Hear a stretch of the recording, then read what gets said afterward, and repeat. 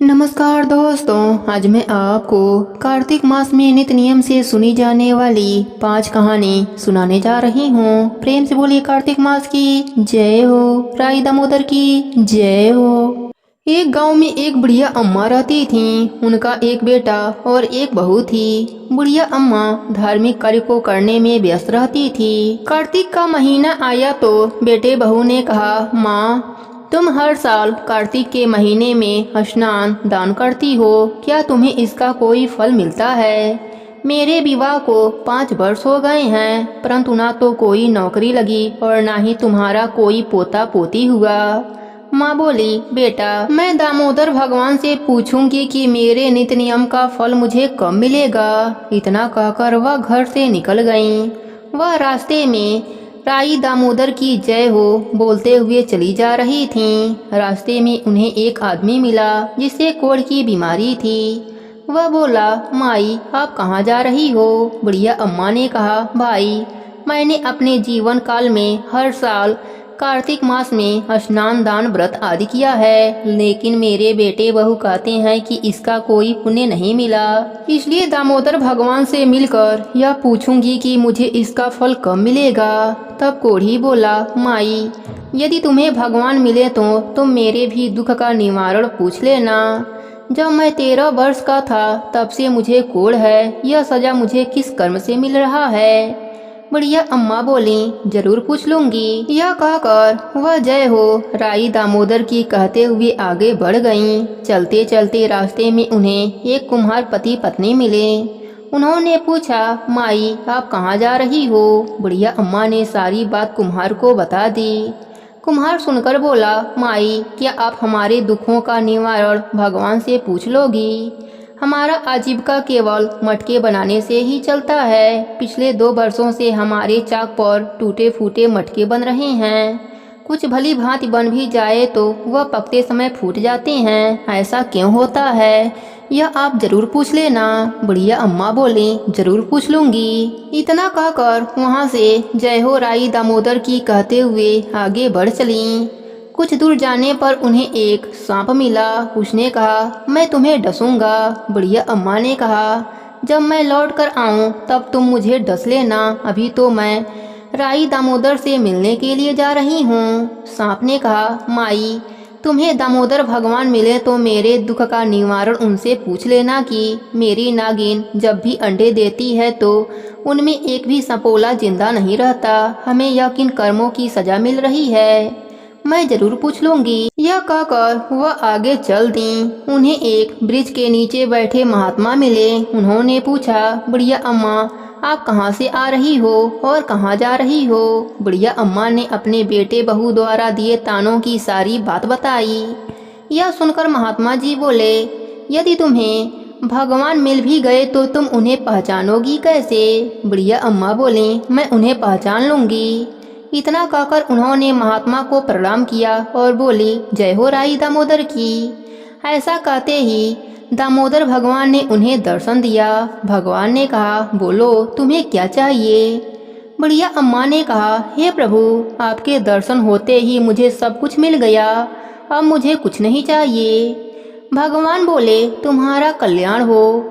अब बुढ़िया माई रास्ते में मिले सभी लोगों के दुखों का निवारण पूछने लगीं। सबसे पहले कोढ़ी के बारे में पूछा तो भगवान बोले, बुढ़िया माई वह कोढ़ी अपने पिछले जन्म के कर्मों का फल भोग रहा है। पिछले जन्म में वह नगर का राजा था। वह अपने प्रजा को बिना वजह ही दंड देता था। उस कोढ़ी को अपने ही प्रजा से मिली आह लगी है। तुम मेरे चरणों की धूली ले जाओ, उसके शरीर पर लगा देना, वह ठीक हो जाएगा। अब बुढ़िया माई ने कुम्हार दंपत्ति के दुखों का निवारण पूछा तो भगवान बोले, एक बार उसी के गांव का गरीब व्यक्ति अपने बेटी के विवाह के लिए कलश लेने आया था। उसके पास पैसे न होने के कारण कुम्हार दंपत्ति ने उसे कलश नहीं दिया। उसे उसी गरीब की हाय लगी है। तुम उससे कह देना कि अपने बनाए गए 100 मटके किसी प्याऊ में दान दे दे तो उसका दुख दूर हो जाएगा। अब बुढ़िया अम्मा ने नाग के दुख का कारण पूछा। भगवान बोले, उस नाग ने एक बार किसी गर्भवती स्त्री को डस लिया था। वह स्त्री अपने गर्भस्थ बच्चे के साथ मर गई। उसी की हाय उस नाग को लगी है। तुम नाग से कह देना कि यदि वह अपनी अमृत मणि किसी गरीब को दे दे तो उन्हें बच्चे हो जाएंगे। उन सबके दुखों का निवारण पूछने के बाद बुढ़िया अम्मा ने भगवान को प्रणाम किया। भगवान तो अंतर ध्यान हो गए। अपने साड़ी की पल्लू में बुढ़िया अम्मा ने भगवान के चरणों की धूल को बांधकर फिर से घर की ओर चल दी। सबसे पहले वह सांप से मिली। सांप ने कहा, क्या हुआ बुढ़िया अम्मा? भगवान के दर्शन हुए, मेरे दुखों का निवारण पूछा। बुढ़िया अम्मा ने उसे सारी बात बताई। उसने कहा, माई गरीब आदमी कहाँ खोजने जाऊंगा, मेरी मणि तुम ही ले जाओ, क्योंकि मेरे पास तो डर के मारे कोई भी नहीं आता है। बुढ़िया अम्मा ने वह मणि ले लिया। वह आगे चली तो उन्हें कुम्हार दंपत्ति मिले। उन्होंने कहा, बुढ़िया अम्मा तुम्हें भगवान मिले, हमारे दुखों का निवारण पूछा। बुढ़िया अम्मा ने उन्हें सारी बात बताई। दोनों कुम्हार पति पत्नी बोले, माई हम आज ही प्याऊ में 100 मटके दान करेंगे। अब बुढ़िया माई अपने घर की ओर चल दी। रास्ते में उन्हें वही कोढ़ी मिला। उसने कहा, माई भगवान के दर्शन हुए, मेरे दुख का निवारण पूछा। बुढ़िया अम्मा ने उसे सारी बात बताई। फिर साड़ी के पल्लों से भगवान के चरण की मिट्टी उसके शरीर पर लगा दी। थोड़ी चरणा धूल अपने बेटे बहू के लिए रखी। भगवान के चरणों की धूल लगाते ही उसका कोढ़ ठीक हो गया। खुश होकर उसने बुढ़िया अम्मा को बहुत सारा धन दिया। धन और अमृत मणि लेकर अपने घर पहुंची तो उन्होंने देखा उनका छोटा सा घर बड़ा घर बन गया है। घर में अन्य धन का भंडार भर गया है। बेटा बहू माँ को देखकर उनके चरणों में गिर गए। माँ ने उन्हें भगवान के चरणों की धूल उनके शरीर पर लगाई, शीश पर लगाई। बेटा बोला, माँ तुम्हारे स्नान दान के पुण्य से मुझे नौकरी मिल गई है और तुम्हारी बहू भी गर्भवती हो गई है। यह सुनकर बुढ़िया अम्मा बहुत खुश हुई और सभी ने राई दामोदर की जयकारा लगाने लगे। हे राई दामोदर, जैसे आपने बुढ़िया अम्मा पर अपनी कृपा करी वैसे ही अपने सभी भक्तों पर अपनी कृपा बनाए रखना। कहानी अधूरी हो तो पूरी करना, पूरी हो तो मान रखना।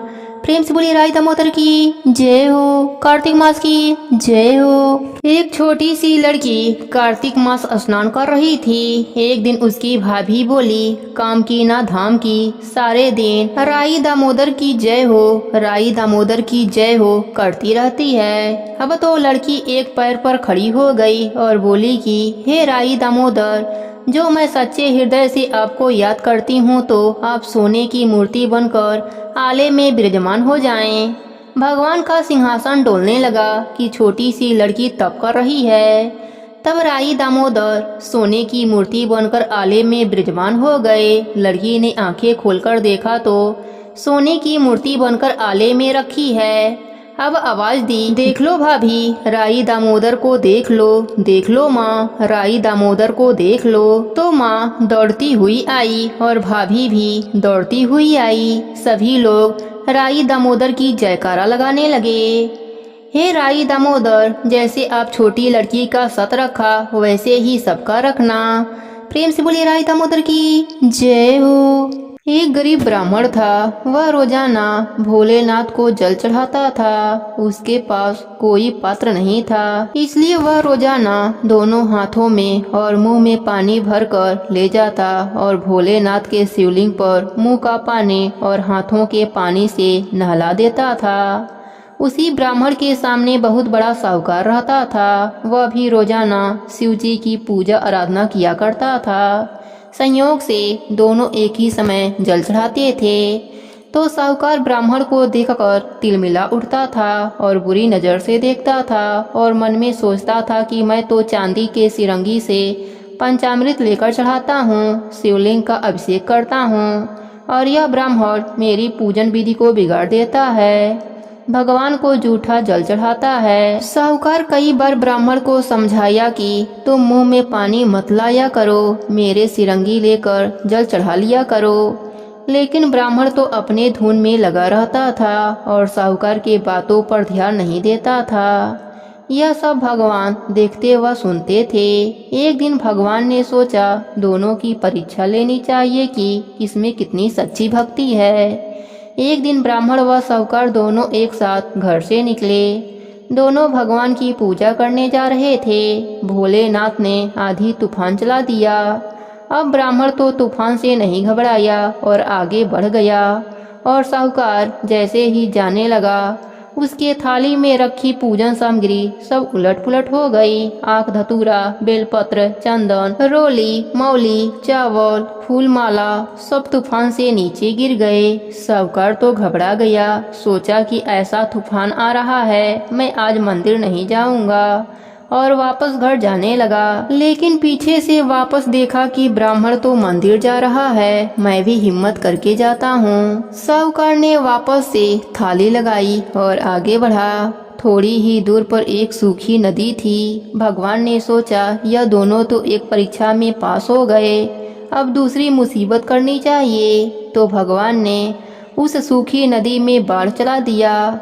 अब पानी बहुत वेग से आगे आ रहा था। दोनों नदी के पास जाकर खड़े हो गए।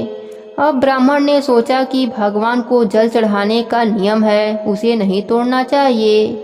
मैं तो बिना भगवान के जल चढ़ाए रह नहीं सकता, मुझे तो जाना ही चाहिए। अगर पानी के बहाव में बह भी गया तो कोई बात नहीं, एक दिन तो मरना ही है, यह तो निश्चित है। इस संसार को छोड़कर एक दिन जरूर जाना होगा, फिर इस देह का मोह क्या करना। आज नहीं तो कल मरना ही है, आया है सो तो जाएगा। राजा रंग फकीर, फिर मुझे सोचना नहीं चाहिए। और नदी उस पार मंदिर है तो नदी पार करके जल जरूर चढ़ाना चाहिए। वह तो हिम्मत करके ओम नमः शिवाय का नाम लेकर नदी में कूद गया और गोते लगाता हुआ नदी के दूसरे किनारे पर पहुंच गया। इधर साहूकार ने देखा कि नदी में बाढ़ बहुत तेज है, अगर मैं कूद गया तो पानी के बहाव में बह जाऊंगा। जानबूझकर मौत के मुंह में क्यों जाऊं? मर गया तो पत्नी बच्चे रोते रहेंगे और सारा कारोबार भी समाप्त हो जाएगा। मंदिर की पूजा तो कल कर लेंगे। साहूकार तो मन में सोचता हुआ वापस घर आ गया। अब इधर ब्राह्मण मंदिर के द्वार तक पहुंच गया तो भोलेनाथ ने सोचा कि ब्राह्मण की भक्ति तो बहुत सच्ची है, और अब भोलेनाथ को भी मजा आने लगा। सोचे देखता हूँ, एक परीक्षा और ले लेता हूँ, अगर इसमें पास हो गया तो इसको दर्शन दे दूंगा। जैसे ही ब्राह्मण मंदिर के अंदर प्रवेश करने लगा, भगवान ने मंदिर के छत से पटरियां गिराना शुरू कर दिया। अब धड़ाधड़ पटरियां गिरने लगीं। ब्राह्मण ने सोचा अगर एक भी पटरी भगवान के शिवलिंग पर गिरी तो मूर्ति खंडित हो जाएगी, तो सारी जनता पूजन करने कहाँ जाएगी। इस गांव में एक ही तो मंदिर है, दूर दूर तक कहीं भी मंदिर नजर नहीं आता। मुझे शिवलिंग की रक्षा करनी चाहिए। ब्राह्मण तुरंत शिवलिंग के ऊपर लेट गया। सोचा कि मर गया तो कोई बात नहीं, लेकिन भगवान के शिवलिंग को कुछ नहीं होना चाहिए। वह जैसे ही शिवलिंग पर लेटा, भगवान ने तूफान रोक दिया और भोलेनाथ ने साक्षात दर्शन दिए और ब्राह्मण को गले से लगा लिया और कहा कि मांगो, तुम्हें क्या चाहिए, हम तुम्हारी भक्ति से अति प्रसन्न हैं। ब्राह्मण ने कहा, हे प्रभु, मुझे क्या चाहिए, मुझे तो आपके दर्शन हो गए और इससे बड़ा क्या चाहिए।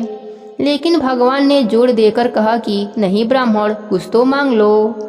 ब्राह्मण ने कहा, अगर आप देना ही चाहते हैं तो केवल एक रामझारा दे दो, जिसमें मैं आपको जल चढ़ा सकूं, और अपनी भक्ति दे दो कि जब तक मैं जीवित रहूं सदा आपका ही गुणगान गाता रहूं, और मुझे कुछ नहीं चाहिए। भगवान को हंसी आ गई और बोले, ब्राह्मण तुम कितने भोले हो। ब्राह्मण ने कहा कि हे प्रभु, मनुष्य अपने जीवन में कितना भी होशियार हो, कितना भी धन दौलत वैभव वाला हो, पर मरने के बाद उसके साथ कुछ नहीं जाता। उसकी होशियारी चतुराई सब यहीं रह जाती है, उसके साथ केवल भगवान की भक्ति जाती है। आपके दर्शन हो गए, मेरा जीवन तो सफल हो गया। भगवान ने उसकी बातें सुनी, लेकिन भोलेनाथ तो कुछ ऐसे हैं जो अपने भक्तों को बिना मांगे ही सब कुछ दे देते हैं। भगवान ने ब्राह्मण को धन दौलत वैभव आदि सब कुछ दे दिया। वह ब्राह्मण आशीर्वाद लेकर घर आया तो अपनी झोपड़ी ढूंढने लगा, लेकिन उसकी झोपड़ी नहीं मिली। उस जगह उसे बहुत सुंदर सा महल मिला। वह खूब ठाट बाट से रहने लगा। अब उसके पास साहूकार से भी ज्यादा धन दौलत हो गया। साहूकार उसके सामने नहीं आता था और अपने गलती पर पछताता था। भगवान भोलेनाथ ऐसे ही हैं, वे बिना मांगे ही सब कुछ दे देते हैं। हे भोलेनाथ, जैसे आपने बिना मांगे ब्राह्मण को दर्शन दिया और बहुत सा धन दौलत वैभव दिया, वैसे ही सबको देना, सब पर अपनी कृपा बनाए रखना। प्रेम से बोले भोलेनाथ की जय हो, कार्तिक मास की जय हो। एक समय की बात है, एक नगर में श्याम नामलाल का आदमी अपने पत्नी सुनैना के साथ रहता था। वह दोनों गणेश भगवान के परम भक्त थे। वह नियम से गणेश भगवान की पूजा पाठ किया करते थे। वह लोग गणेश भगवान को अपना इष्ट देवता मानते थे। गणेश भगवान की कृपा से उनके घर में अन्न धन का भंडार भरा रहता था। उनका एक बेटा और एक बेटी थी। अपने माता पिता के तरह ही वह दोनों भी गणेश भगवान का नित्य नियम से पूजा पाठ किया करते थे। जब बेटी शादी के योग्य हुई तो श्यामलाल अपने बेटी की शादी खोजने लगा। श्यामलाल जिस घर भी जाते वह पता लगाते कि उस घर में पूजा पाठ होता है कि नहीं। इस तरह से उन्हें एक मध्यवर्गीय परिवार मिला। उस परिवार में सभी लोग धार्मिक प्रवृत्ति के थे। इस प्रकार श्यामलाल अपने बेटी का विवाह कर दिया। बेटी जब ससुराल में गई तो ससुराल में वह गणेश भगवान का नित्य नियम निभाने लगी। देखते ही देखते उसके घर में अन्न धन का भंडार भर गया। अब वह सेठ सेठानी कहलाने लगे। यह बात उनके पड़ोसन को अच्छी नहीं लगी। वह राजा के पास गई और राजा से बोली, हमारे पड़ोस में एक बहू आई है, वह साक्षात लक्ष्मी है। उसके आने के बाद वह लोग दिन दूना रात चौगुना तरक्की कर रहे हैं।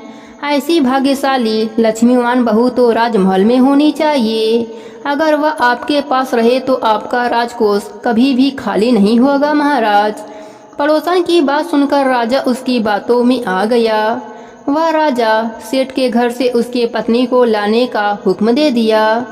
सिपाही आए और बहू को साथ चलने को कहने लगे। बहू ने कहा, आप महाराज जी से कह देना कि मैं 12 दिन बाद आ जाऊंगी। इस प्रकार सिपाही राजमहल आकर राजा को बता दिए। राजा भी मान गया। इधर बहू गणेश भगवान से प्रार्थना करने लगी, हे प्रभु, मेरी लाज आपके हाथों में है, आप मेरी रक्षा करना।